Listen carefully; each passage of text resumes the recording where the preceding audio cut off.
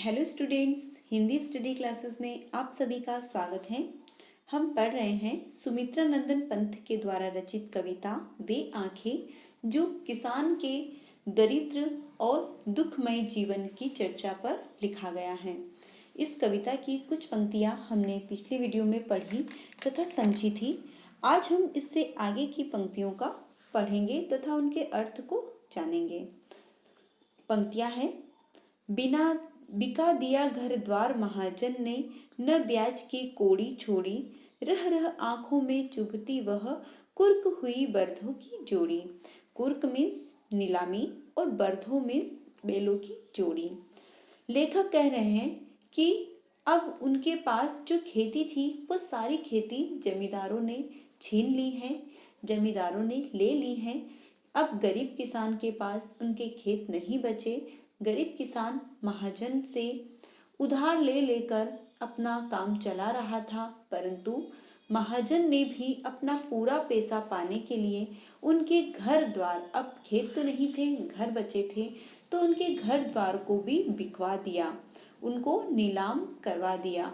उसके साथ ही उनके जो प्रिय बैल थे, जो उनको बहुत ही ज़्यादा प्रिय थे, उन बैलों की भी नीलामी करवा दी। अब किसान जब भी अपने बैलों को, अपने खेत को और अपने आंगन को अपनी आंखों में देखता है तो उसको वह बहुत ही दुख और दर्द देती है, और दुख दर्द के अलावा उसके पास अब कुछ भी शेष नहीं रहा। अगली पंक्तियां हैं, पुचरी के सिवा किसे कब पास दुआ ने आने देती, अह आंखों में नाचा करती, उजड़ गई जो सुख की खेती। कवि कहता है कि उनकी घर में एक उजरी, उजरी मतलब सफेद गाय का उन्होंने नाम रखा था उजरी। वह सफेद थी, साफ रंग की थी, इसलिए किसानों ने उसका नाम उजरी रखा। उजरी नाम की उनकी जो सफेद गाय थी वह किसी और को, अन्य इंसान को अपने पास आने नहीं देती, यहाँ तक कि वो दूध भी दुहाने नहीं देती थी। जो किसान था, केवल किसान ही उस गाय का दूध दुहाता था, परंतु घर की स्थिति खराब होने के कारण, आर्थिक स्थिति खराब होने के कारण किसान को उस गाय को भी बेचना पड़ा।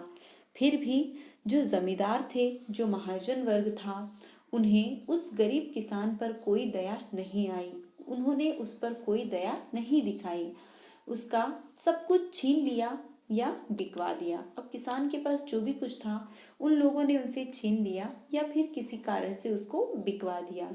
उसकी आंखों में सुख भरने वाली जो सुखद स्मृतियां थी, उसकी जो हरे भरे खेत थे, उसके बैल थे, उसकी गाय थी, इन सारी चीज़ों को देखकर जब उसकी आंखों में खुशियां भर जाती थी, सुख भर जाते थे, अब वहाँ पर उसके लिए बस यादें ही बाकी रह गई है, स्मृतियां ही शेष बच गई हैं, क्योंकि अब तो वह सुख की खेती उजड़ चुकी है, सब कुछ समाप्त हो गया है, सारा सुख उजड़ गया है।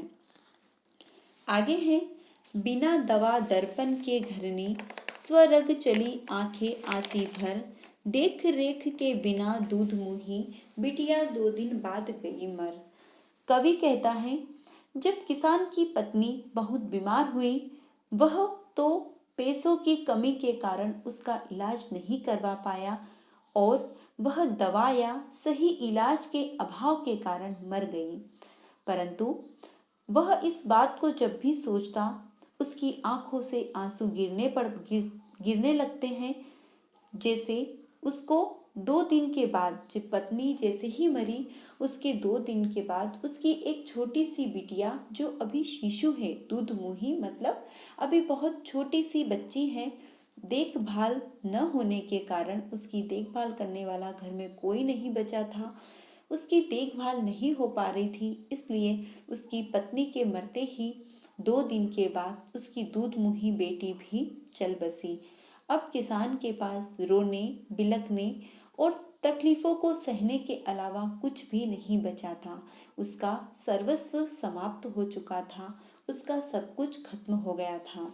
इससे आगे का हम अगले वीडियो में पढ़ेंगे। आई होप आपको ये समझ में आया होगा। आप इसको एक बार फिर से पढ़ना और समझना, मैं जानती हूँ आपको ये अच्छे से समझ में आ जाएगा। Thank you.